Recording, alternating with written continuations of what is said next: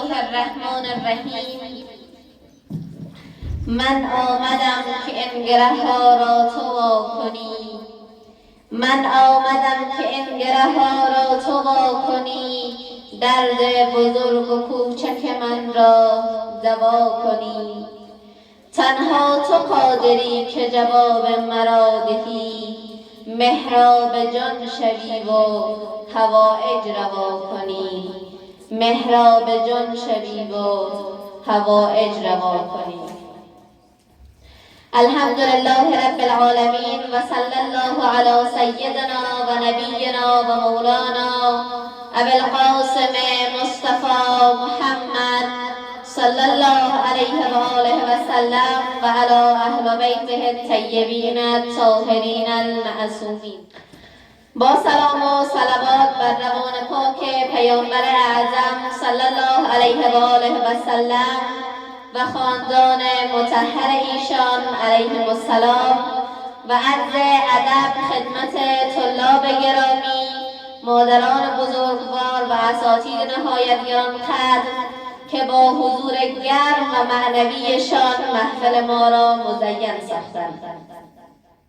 خداوند را سپاسگزاریم که در 8مین روز از ماه پرفیض رمضان بار دیگر توفیق نشستن در محفل نورانی قرآن کریم و بهره‌مندی از حکمت و اخلاق اهل بیت علیه السلام را نصیب ما نماند. بانوی خانواده هم مربی است و هم مدیر کوچک خانه. نقش او در آرامش و نظم خانواده بی‌بدیل است.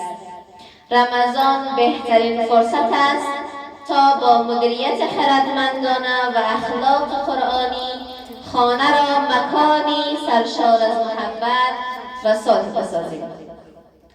با توکل بر خداوند لایزال وارد بخش نخست برنامه می شویم، بخشی که به یکی از احکام مبتلا به اشاره دارد. سوالی که مطرح شده است این است که حد واجب حجاب زن در برابر نامحرم چیست؟ میشنویم از استاد گرامی استاد محمدی.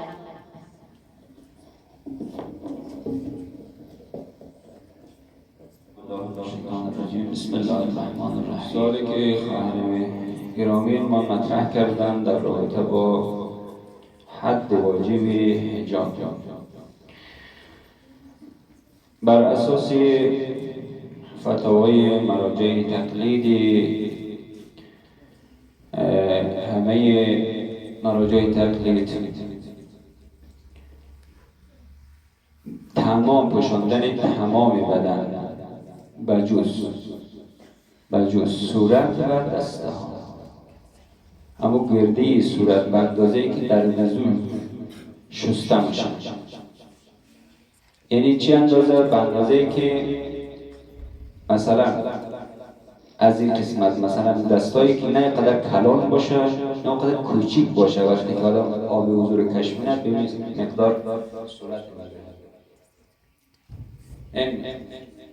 یعنی قدر پوشاندنش واجب نیست.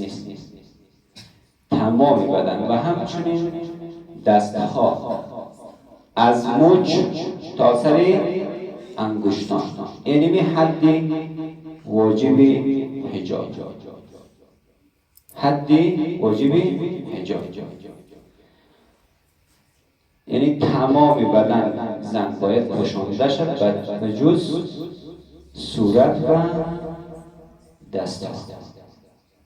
البته دست ها گفتم از مچ تا سر انگشتان که پوشاندنش واجب نیست، دیگر بقیه بدن زن کاملا باید پوشانده شد. اگر ما نمونه معرفی کنیم که زیاده، و عنوان نمونه استاد فرشته جای خودشون او طرف سای کلی ببینه شما صورتش مثلا به می اندازه، ببین خوب دقیق، یعنی گردن شامل نمیشه باید، اما اندازه که در وضو آدم نمیشه. اگر ماسک نزنید مثلا می اندازن دیگه چیه؟ یعنی نمونه کامل شو استاد فرشته. اما چند نکته رو حالا دقت کنید در این قسمت پوشاندن حجاب. یک محدوده پوشش بدن به جز صورت و دستها تا مچ، از مچ تا مشتان گفته شده. نکته دوم، نوع پوشش، یعنی پوشش باید غیر زینتی و غیر تنگ باشد. سه شد یعنی تنگ نباشد. سه شد یعنی چسبیده به بدن نباشد. اگر مثلا خانم مثلا لباس پوشیده ولی لباسش بدن نمایه، یم دیگه خلاف دستورات اسلام. و همچنین زینتی، مثلا یک لباس پوشیده که اون جلب توجه، لباس جبر پوشیده ولی جلب توجه، لباس سرخ پوشیده مثلا کلگیر جلب توجه، این هم در اسلام چیه؟ جواز نداره. اسلام گفته باید لباس چی باشه؟ فراخ باشه، بدن نما نباشه. یعنی برجستگی های بدن باید از چیز هویدا و آشکار نباشه. این یک نکته که باید مراعات کرد. دو، آرایش صورت و دسته ها. آرایش ببینید در ذات خود اشکال نداره، در بحثای گذشته گفتم، ولی اگر آرایش باعث جلب توجه بیگانگان نامحرمان شود خودش حرامه. فهمیده شد؟ آره. آرایش هم گفته که اگر مثلا یعنی جلب توجه نکنن اشکال نداره.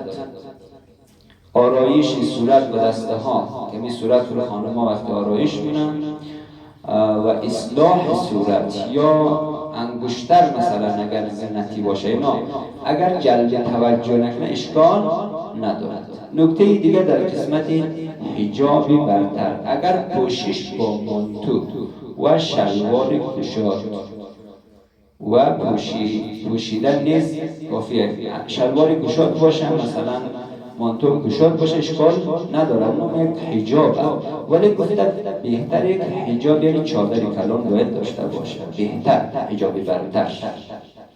فهمیده شد؟ پس در قسمت حجاب خواهران حد واجبش پوشاندن تمام بدن زن بجز صورت و دسته ها، حتی در حال نماز، حتی در خانه تنها. احکام آیت الله فیاض بارها گفته شده دیگه، در خانه تنهایی تو هیچ کس هم نمیبینه، در وقت نماز تو باید تنها حجاب شرعی رو باید مراعات کنی. خیلی خانم‌ها سر و گردنش مثلا هویدای نماز میخوان، میگن خانه دیگه کسی نیست، شوهر میاد مثلا.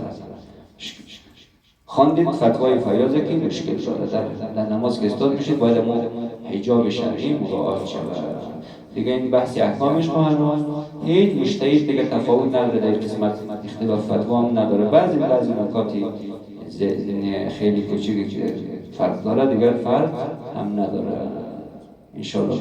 جهان سپاس از استاد گرامی استاد محمدی. راههایمان را در ماه مبارک رمضان تغییر بدهیم.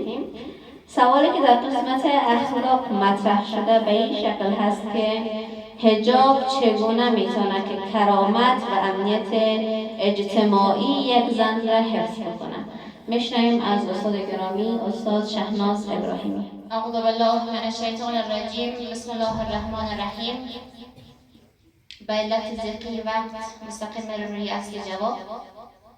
خب در رابطه با سوالی که از مطرح شده، در این رابطه ما سه نکته بیان شماره‌وار ذکر میکنیم، بعد وارد جزئیات میشیم و همچنان میایم روی جامعه فعلی خود ما.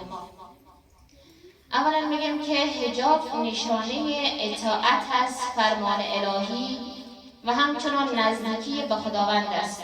وقتی ما حجاب خدا را رعایت میکنیم یعنی ما فرمان الهی را اطاعت کردیم و همچنان ما به خداوند نزدیک شدیم.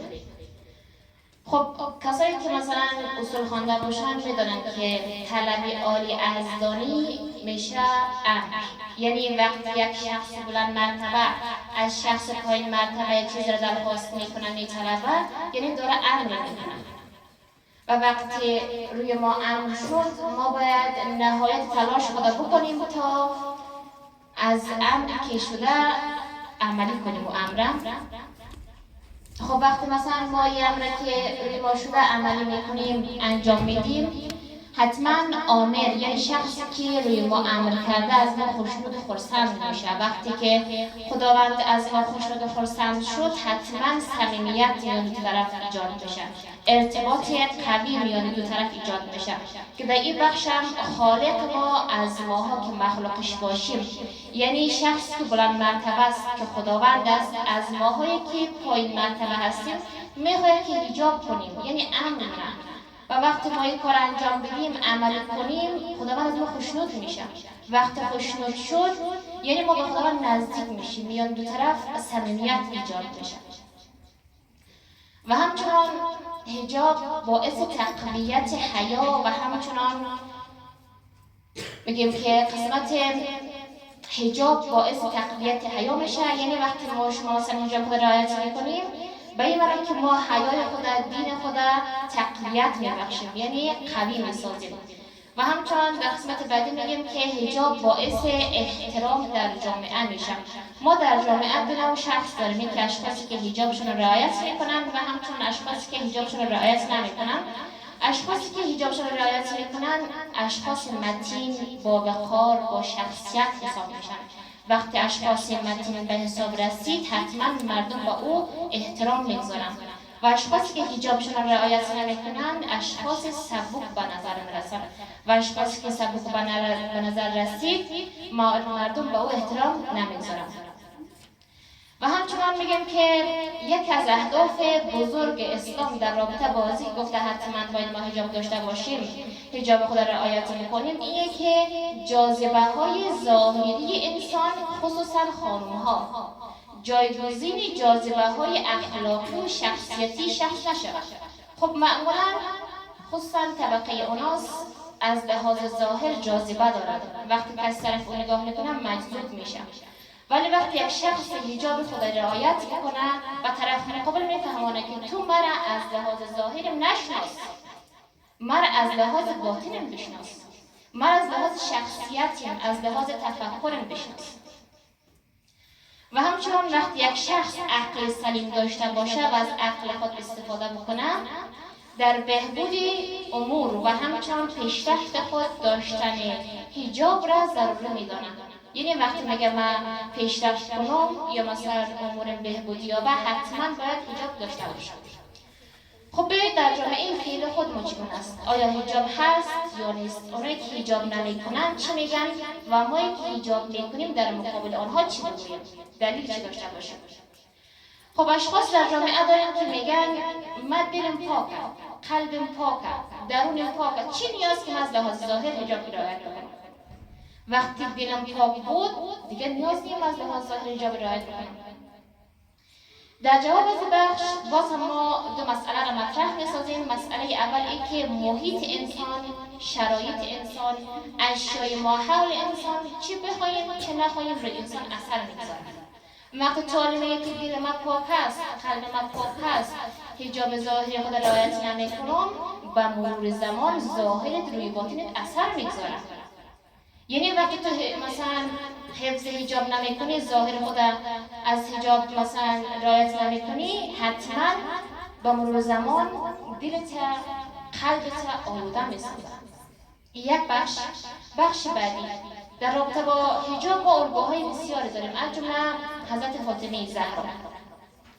وقتی حضرت فاطمه زهرا حجاب ظاهری خود رعایت کرد یعنی حجاب باطنی نداشت، یعنی دلش پاک نبود، یعنی قلبش پاک نبود، و ما خاطر حجاب ظاهری خود رعایت میکرد.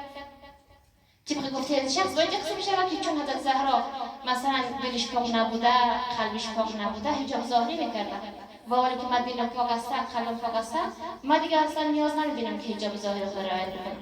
در حالی که این گناه نیست. حضرت زهرا بهترین شخص بود، هم حجاب باطنی داشت هم حجاب ظاهری. آره، در صورتی که تو فکر کنی که قلب و دل من پاکتر از قلب و دل حضرت زهرا است، بسیار درست میتونی که به حجاب کنی، در حالی که این گناه نیست. انشاءالله که همه ما شما هم حجاب ظاهری داشته باشیم هم حجاب باطنی. بر محمد و اهل بیت پاک محمد سلام.